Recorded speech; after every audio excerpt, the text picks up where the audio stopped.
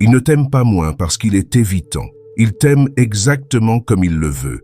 Pense à ça un instant. Tous ces moments où il disparaît puis revient, où il te donne juste assez d'attention pour que tu restes, mais jamais assez pour que tu te sentes en sécurité, où il te fait sentir spécial un jour et invisible le lendemain. Tu penses que c'est son style d'attachement qui le rend comme ça. Tu penses qu'il ne peut pas faire autrement. Mais voilà la vérité que personne ne te dira. Il sait exactement ce qu'il fait. Pas consciemment peut-être, mais son inconscient a perfectionné un système qui lui garantit d'avoir ton attention totale sans jamais avoir à s'engager émotionnellement. Il a trouvé le dosage parfait, juste assez de chaleur pour t'accrocher, juste assez de froideur pour te faire douter. Et pendant que tu analyses chacun de ses gestes, que tu cherches des signes dans ses messages, que tu te demandes s'il tient vraiment à toi, lui, il dort tranquillement, parce qu'il sait que tu seras là demain. Il sait que tu accepteras ses miettes. Il sait que tu transformeras ces moments de tendresse en preuve d'amour. Tu crois être dans une relation difficile avec quelqu'un qui a du mal avec l'intimité. Mais en réalité, tu es prise dans un piège psychologique sophistiqué et le plus pervers. Plus tu essaies de le comprendre, plus tu tombes dedans. Il y a une raison pour laquelle tu ne peux pas t'en détacher. Et cette raison va te surprendre. Ce que tu vis n'est pas de l'amour compliqué. C'est du conditionnement psychologique. Et pour comprendre à quel point c'est sophistiqué, il faut d'abord comprendre comment fonctionne ton cerveau quand il est face à l'imprévisibilité. Les psychologues appellent ça le renforcement intermittent, et c'est la même technique utilisée dans les casinos pour créer des joueurs compulsifs. Tu reçois une récompense de façon imprévisible, jamais au même moment, jamais avec la même intensité, et ton cerveau devient accro à cette incertitude. Quand il te montre de l'affection après une période de distance, ton cerveau libère de la dopamine, bien plus que si cette affection était constante. C'est pour ça que ces « je t'aime » occasionnels te font plus d'effet que toute la tendresse quotidienne d'un homme stable. Ton système de récompense est devenu dépendant de cette instabilité émotionnelle, et lui a appris à exploiter cette faiblesse. Il a découvert que s'il reste imprévisible, tu resteras accroché, que s'il te donne trop d'attention, tu deviendras moins intéressante à ses yeux, que s'il t'en donne trop peu, tu partiras. Mais s'il trouve le juste milieu, cette zone où tu es toujours légèrement insatisfaite, mais jamais complètement découragée, tu deviendras émotionnellement dépendante. C'est le génie de l'évitant. Il ne te rejette jamais complètement, parce qu'il sait que tu partirais. Il ne t'accepte jamais complètement, parce qu'il sait que tu arrêterais de le poursuivre. Il maintient un équilibre parfait entre espoir et frustration. Et pendant que tu interprètes sa distance comme de la complexité émotionnelle, pendant que tu excuses son manque d'engagement par son passé difficile, pendant que tu te convaincs qu'il apprend à aimer, tu ne vois pas que tu développes une addiction. Une addiction à lui, à son approbation, à ces moments rares où il baisse sa garde. Cette addiction suit un schéma précis que ton évitant maîtrise parfaitement. Au début, il t'inonde d'attention, de charme, de promesses d'un futur ensemble. Il te fait sentir unique, spéciale, différente des autres. Cette phase crée un lien émotionnel intense, basé sur l'alternance entre récompense et privation. Puis, il se retire progressivement. Il devient moins disponible, moins expressif, moins présent. Mais pas d'un coup, ça, tu le remarquerais. Non, il diminue graduellement l'intensité. Tu sens que quelque chose change, mais tu n'arrives pas à comprendre quoi exactement. Et c'est là que ton cerveau paniqué commence à chercher des solutions. Tu deviens plus attentive à ses humeurs, plus prévenante, plus disponible. Tu commences à adapter ton comportement pour retrouver cette intensité du début. Tu apprends à déchiffrer ses silences, à interpréter ses gestes, à faire attention à chaque détail. Lui observe tout ça. Il note ce qui fonctionne pour te faire revenir vers lui et ce qui te fait reculer. Il développe une connaissance précise de tes insécurités, de tes besoins, de tes points faibles, et il apprend à s'en servir avec une précision parfaite. Quand tu commences à prendre tes distances, il te lance du breadcrumbing, des miettes d'attention juste suffisantes pour raviver ton espoir. Un message tendre au moment parfait. Une attention soudaine quand il sent que tu t'éloignes. Une promesse vague d'un engagement futur. Ces miettes ne sont pas accidentelles. Elles sont calculées. Il a appris que s'il attend le moment exact où tu es sur le point d'abandonner pour te donner un signe d'espoir, tu reviendras plus investi qu'avant. C'est le principe de l'intermittence. La récompense inattendue, après une période de frustration, crée une dépendance plus forte que la récompense constante. Et le plus fou dans tout ça, il se convainc probablement qu'il fait des efforts, que ses moments de tendresse sont authentiques, qu'il essaie vraiment. Il ne réalise pas qu'il utilise ton attachement comme un moyen de contrôle émotionnel. Voici ce qui se passe vraiment dans sa tête pendant qu'il orchestre cette manipulation psychologique. L'évitant ne manque pas d'intelligence émotionnelle, il en a même souvent plus que la moyenne. Il sait très bien reconnaître tes émotions, tes besoins, tes insécurités. La différence, c'est qu'au lieu d'utiliser cette connaissance pour créer de la connexion, il l'utilise pour maintenir de la distance. Il sait exactement quand tu commences à douter. Il lit dans tes yeux cette inquiétude grandissante, cette recherche de réassurance, et au lieu de te rassurer, ce qui serait l'instinct naturel de quelqu'un qui t'aime vraiment, il laisse cette insécurité grandir. Pourquoi? Parce qu'une femme insécure est une femme qu'il peut contrôler. Quand tu lui demandes où vous allez dans votre relation, il te donne des réponses volontairement floues. On verra bien. Laissons faire les choses. Pourquoi se mettre la pression? Il sait que ces réponses vont te frustrer, mais il sait aussi qu'elles vont te faire rester. Parce qu'une réponse claire, positive ou négative, te donnerait le pouvoir de prendre une décision éclairée. Et c'est exactement ce qu'il ne veut pas, que tu aies du pouvoir dans cette relation. Il préfère te maintenir dans l'incertitude, parce que l'incertitude te rend dépendante. Quand tu ne sais pas où tu en es avec lui, tu passes ton temps à essayer de déchiffrer ses signaux, à analyser ses comportements, à chercher des preuves qu'il tient à toi. Et pendant que tu fais tout ça, tu ne penses pas à partir. Il utilise ce qu'on appelle le gaslighting subtil. Il ne nie pas tes sentiments directement, mais il les minimise, les relativise, les retourne contre toi. Tu es trop sensible, tu compliques tout, tu analyses trop. Peu à peu, tu commences à douter de ta propre perception de la réalité. Cette technique est particulièrement efficace parce qu'elle touche à quelque chose de fondamental, ta capacité à faire confiance à ton instinct. Quand tu sens qu'il se détache, il te fait croire que c'est dans ta tête. Quand tu exprimes tes besoins, il te fait sentir que tu es trop demandante. Résultat, tu arrêtes de faire confiance à tes émotions et tu commences à faire confiance aux siennes. Il maîtrise aussi l'art du timing.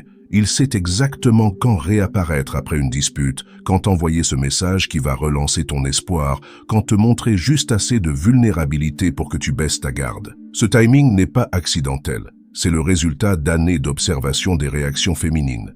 Et pendant que tu penses qu'il apprend à s'ouvrir, pendant que tu te dis qu'il fait des progrès, il perfectionne son système de contrôle. Chaque fois que tu restes malgré son comportement, tu lui confirmes que ses stratégies fonctionnent. Tu lui enseignes, sans le savoir, comment te manipuler plus efficacement. Le plus pervers, c'est qu'il se présente souvent comme la victime dans cette dynamique.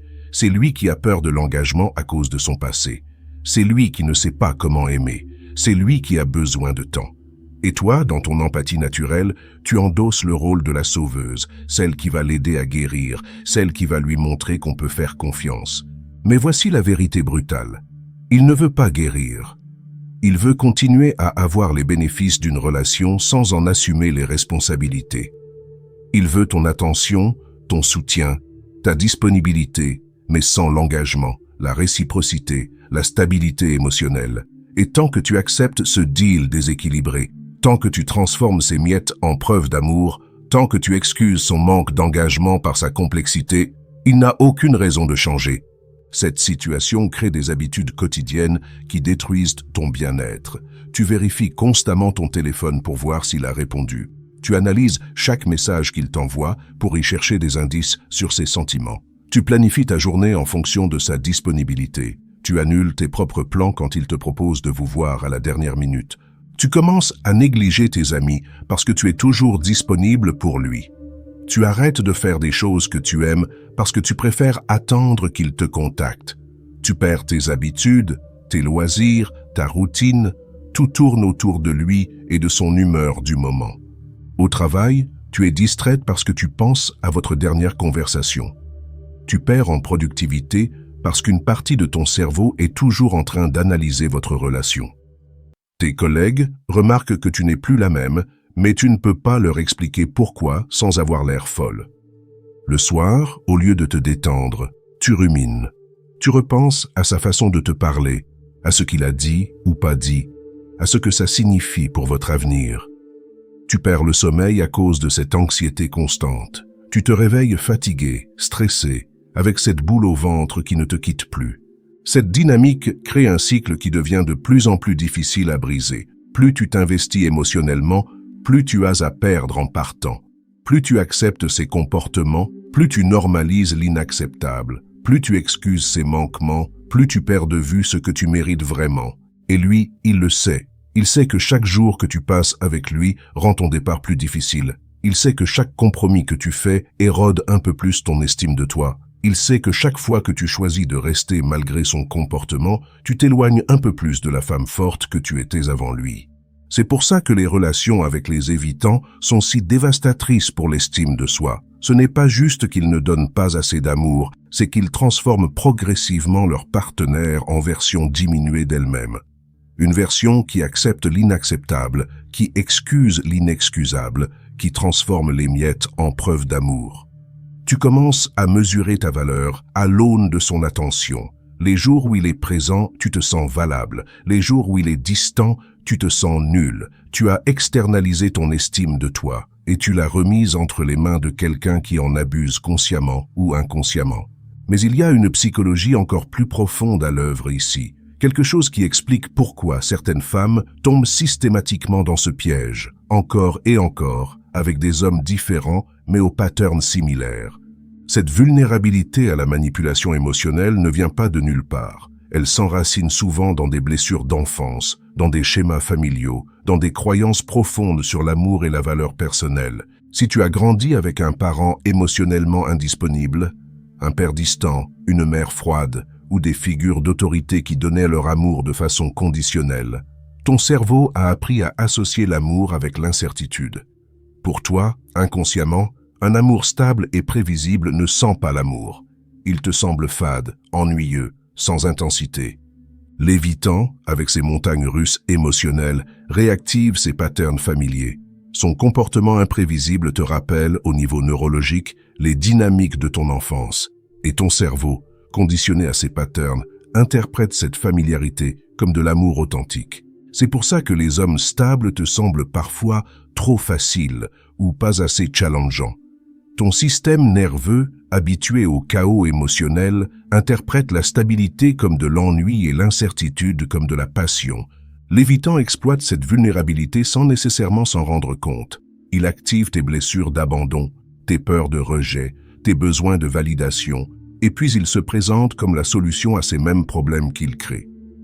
C'est le syndrome de Stockholm émotionnel. Tu deviens reconnaissante envers celui qui cause ta souffrance quand il te donne un répit temporaire. Cette dynamique explique aussi pourquoi tu deviens souvent obsédé par ces relations toxiques. Ton cerveau, programmé par le trauma, interprète l'intensité émotionnelle, même négative, comme de la connexion profonde. Plus ça fait mal, plus ça doit être réel. Et l'évitant, lui, attire inconsciemment des femmes avec ses vulnérabilités parce qu'elles sont plus faciles à manipuler. Il ne cherche pas consciemment des femmes blessées, mais son radar émotionnel détecte instinctivement celles qui vont accepter ces patterns dysfonctionnels. C'est un cycle qui se perpétue. Les femmes avec des blessures d'abandon attirent les hommes évitants, qui renforcent ces blessures, qui les rendent encore plus vulnérables aux futurs évitants. Et tant que ces blessures ne sont pas guéries, tant que ces patterns ne sont pas conscientisés, le cycle continue. Il existe des signes concrets qui montrent que tu es prise dans cette spirale. Ta famille et tes amis commencent à faire des remarques sur ton comportement. Elles te disent que tu as changé, que tu n'es plus la même. Elles s'inquiètent pour toi, mais tu les défends automatiquement contre leurs observations. Tu leur expliques qu'elles ne comprennent pas votre relation, qu'il est différent avec toi. Tu commences à mentir, ou du moins à omettre certaines vérités. Quand il annule un rendez-vous à la dernière minute, tu racontes autre chose. Quand il te traite mal, tu n'en parles pas. Tu sais instinctivement que si tu décrivais vraiment son comportement, tes proches te diraient de partir. Alors tu filtres l'information, tu édulcores la réalité.